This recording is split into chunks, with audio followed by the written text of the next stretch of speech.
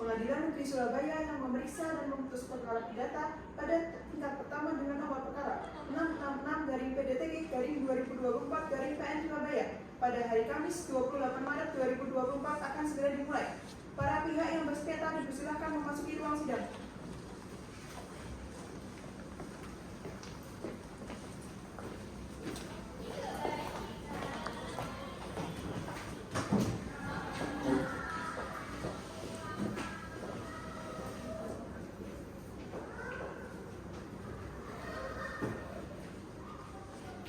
Majelis Hakim akan memasuki ruang sidang. Hadirin dimohon berdiri.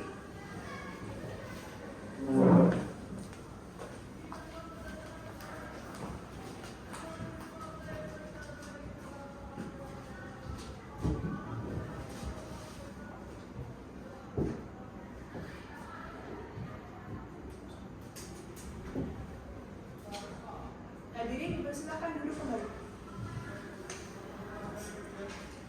Pengadilan Negeri Surabaya yang memeriksa dan mengadili perkara perdata pada tingkat pertama dalam perkara nomor 666-2024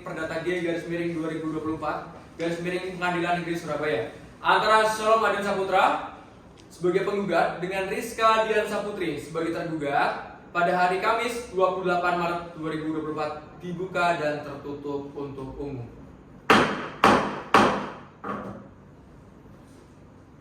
Saudara kuasa hukum penggugat dan kuasa hukum tergugat, dilihat dari laporan mediator ternyata di dalam proses mediasi tidak diperoleh kata sepakat oleh antara kedua belah pihak. Oleh karena itu, sidang akan dilanjutkan dengan acara pembacaan gugatan. Saudara kuasa hukum penggugat, sebelum gugatan dibacakan, apakah ada perubahan? Tidak ada, Yang Mulia. Baik, apa gugatan yang diajukan ingin dilanjutkan atau dicabut? Kami ingin melanjutkan gugatan kami, Yang Mulia.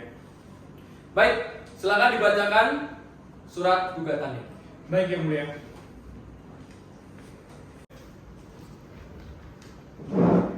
Yang terhormat Ketua Pengadilan Negeri Surabaya, yang terhormat Majelis Hakim Pemeriksa Perkara Akuo, serta kuasa hukum tergugat yang kami hormati. Izinkan kami selaku kuasa hukum penggugat untuk dan atas nama penggugat untuk menyampaikan gugatan kami. Adapun gugatan ini penggugat ajukan berdasarkan hal-hal sebagai berikut. Bahwa sebelumnya penggugat dan tergugat telah menikah sebagaimana terurai dalam kutipan akta perkawinan berdasarkan akta perkawinan tanggal 4 Maret 2018 yang dikeluarkan oleh Kantor Dinas Kependudukan dan Catatan Sipil Kota Surabaya, dan dari perkawinan tersebut keduanya dikaruniai seorang anak yang bernama Kousaka Reina yang lahir pada tanggal 24 September 2019. Bahwa pada awal perkawinannya penggugat dan tergugat tinggal bersama di rumah orang tua penggugat RT 2 RW 12 Kelurahan Mulyorejo, Kecamatan Mulyorejo, Kota Surabaya. Selanjutnya pernah juga tinggal di apartemen penggugat hingga akhirnya sampai dengan saat ini bertempat tinggal di rumah Jalan Beratan Gede nomor 47 Blok 3C Kelurahan Ngagelrejo, Kecamatan Wonokromo, Kota Surabaya, Provinsi Jawa Timur. Bahwa pernikahan antara penggugat dan tergugat awalnya berjalan baik-baik saja, dan sejak sebelum menikah dengan penggugat, tergugat banyak bercerita kepada penggugat tentang hubungannya dengan keluarga yang tidak baik.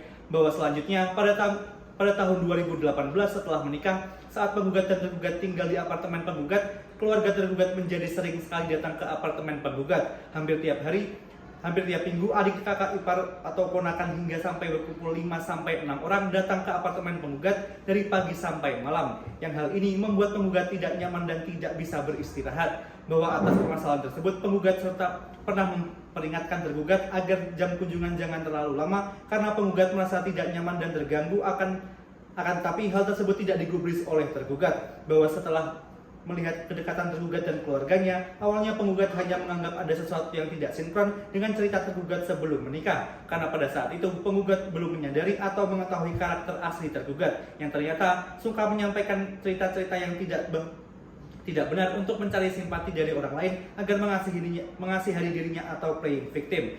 Bahwa sebelum menikah penggugat dan tergugat telah bersepakat agar pernikahan tidak harus mewah dan sisa uang digunakan untuk hal-hal yang lebih perlu, seperti isi apartemen, dan untuk kepentingan isi apartemen tersebut sampai sempat uang penggugat tidak cukup hingga meminjam atau hutang ke tergugat. Sehingga saat itu penggugat menaruh hormat kepada tergugat yang mau menunjukkan rasa pengertian yang besar dan meminjamkan uang pribadinya untuk isi apartemen yang akan ditempati bersama. Akan tetapi, ternyata hal ini justru menjadi bahan pembicaraan keluarga bahkan pegawai-pegawai toko orang tua penggugat atau orang yang tidak perlu tahu isi rumah tangga. Karena mendapat cerita tersebut dari tergugat yang intinya tergugat tidak bisa menikah mewah seperti orang-orang lainnya dan uang tergugat malah dipakai sebagai hutang oleh penggugat sehingga orang-orang jadi salah paham terhadap penggugat. Jelas informasi tersebut tentang kesepakatan tersebut seharusnya tidak menjadi konsumsi umum atau di luar penggugat dan tergugat. Bahwa ternyata permasalahan ini hanya merupakan permukaan gunung es saja.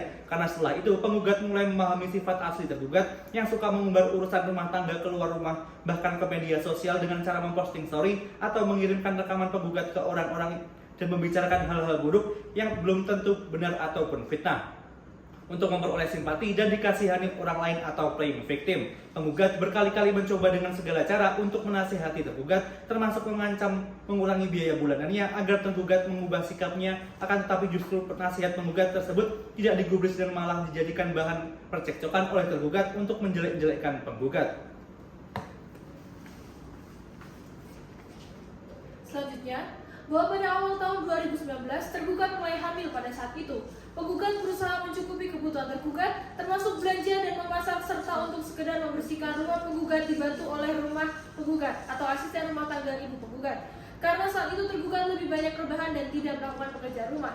Hingga lahir anak penggugat dan tergugat yang diberi nama Kausa Karina pada tanggal 24 September tahun 2019. Awalnya setelah kelahiran anak penggugat dan tergugat tersebut, penggugat berharap sikap tergugat menjadi berubah dan lebih dewasa. Akan tetapi ternyata hal tersebut jauh dari harapan penggugat. Karena tergugat justru semakin gemar memasang setiap masalah antara penggugat dan tergugat ke media sosial, sehingga tidak ada privasi rumah tangga penggugat dan tergugat, yang hal tersebut selalu memicu percekcokan antara penggugat dan tergugat. Selanjutnya, bahwa tergugat sebagai tulang punggung keluarga berusaha mencukupi kebutuhan tergugat dan anak penggugat dan tergugat.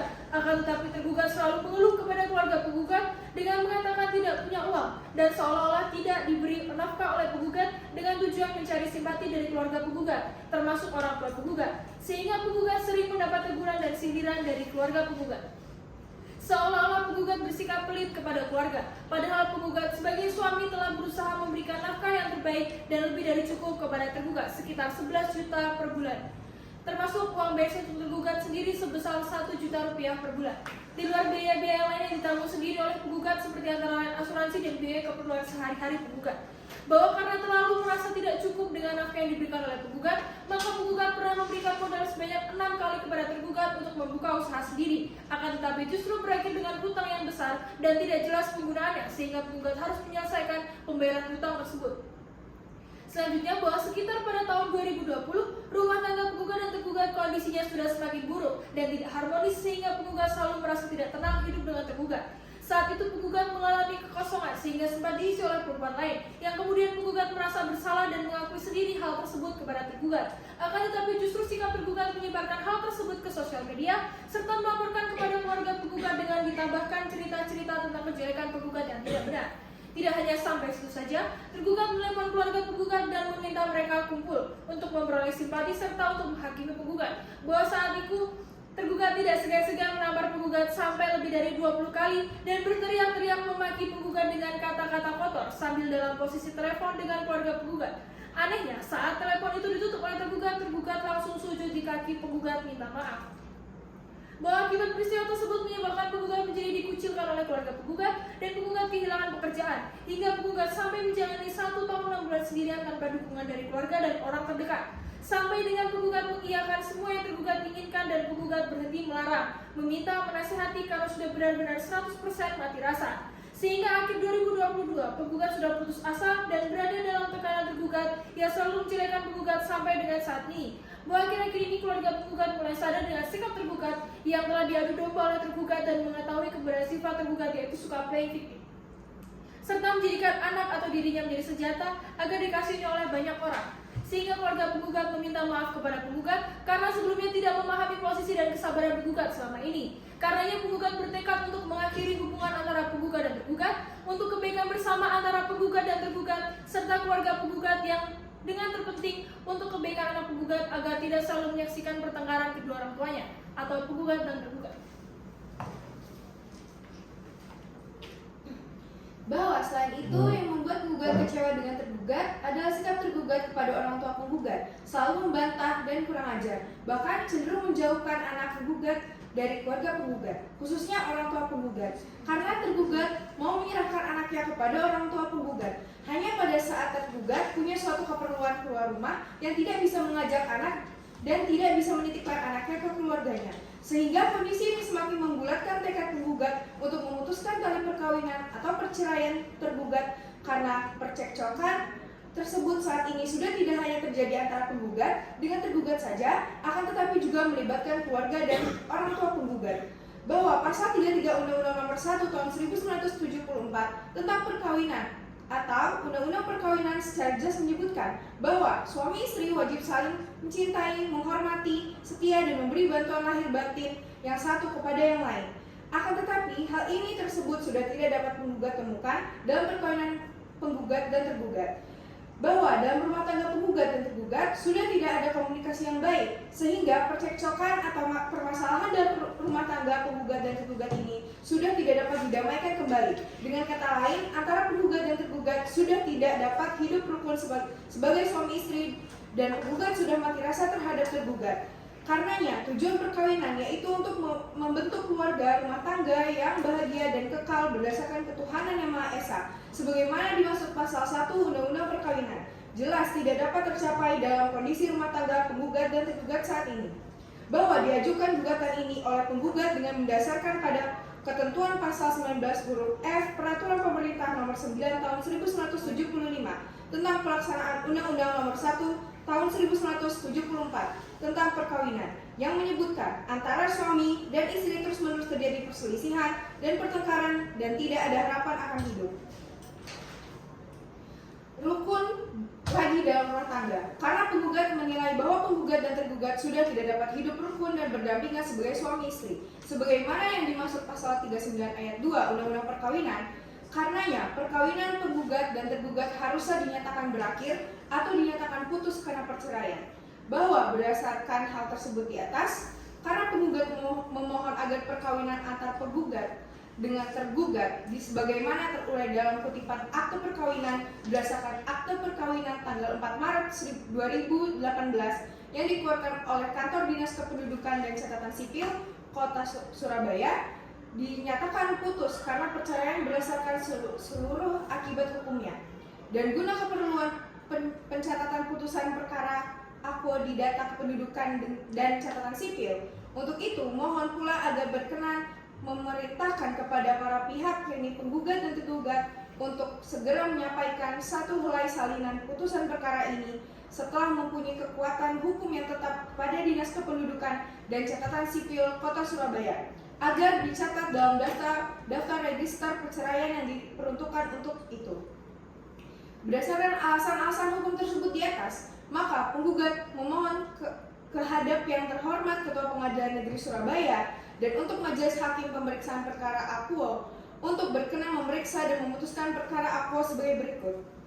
Mengabulkan gugatan penggugat untuk seluruhnya, menyatakan perkawinan antara penggugat dengan tergugat sebagaimana terurai dalam kutipan akte perkawinan berdasarkan akte perkawinan nomor tanggal 4 2018 yang dikeluarkan oleh Kantor Dinas Kependudukan dan Catatan Sipil Kota Surakarta. Putusan karena perceraian berdasarkan seluruh akibat hukumnya. Memerintahkan kepada para pihak yakni penggugat dan tergugat untuk segera menyampaikan satu helai salinan putusan perkara ini setelah mempunyai kekuatan hukum yang tetap kepada Dinas Kependudukan dan Catatan Sipil Kota Surabaya agar dicatat dalam daftar register perceraian yang diperuntukkan untuk itu.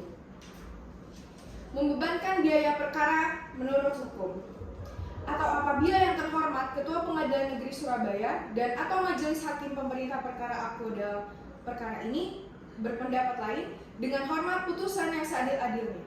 Surabaya, 24 Maret 2024. Kuasa hukum penggugat Rizky Talifaudani Putri, Rizal Surahandika, Sharon Eldoria Yudono.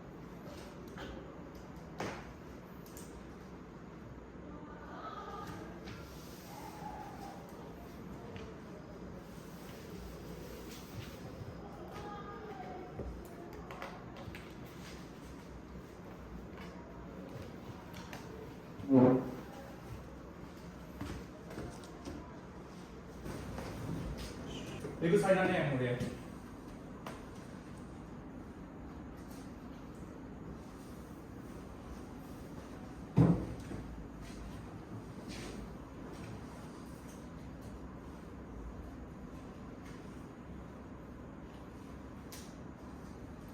Terima kasih, kuasa hukum penggugat. Apakah saudara kuasa hukum tergugat telah memahami dan mengerti isi gugatan yang telah dibacakan? Kami telah memahami dan mengerti isi gugatan yang telah dibacakan yang mulia. Apakah saudara akan mengajukan eksepsi? Benar yang mulia, kami akan mengajukan eksepsi. Berapa lama saudara menyiapkan eksepsi? Kami akan mengajukan eksepsi dalam waktu 7 hari. Apakah dapat disepakati oleh kuasa hukum penggugat? Bisa yang mulia. Baik, Panitra, 7 hari dari sekarang jatuh pada hari apa? Pada hari Kamis 4 April 2024 majelis. Baik, untuk memberikan kesempatan kepada kuasa hukum tergugat menyiapkan jawabannya, sidang ditunda selama 7 hari kepada para pihak diperintahkan untuk hadir di persidangan tanpa surat panggilan pengadilan. Apakah bisa dimengerti? Bisa yang mulia. Baik, terima kasih. Sidang pada hari ini saya tunda.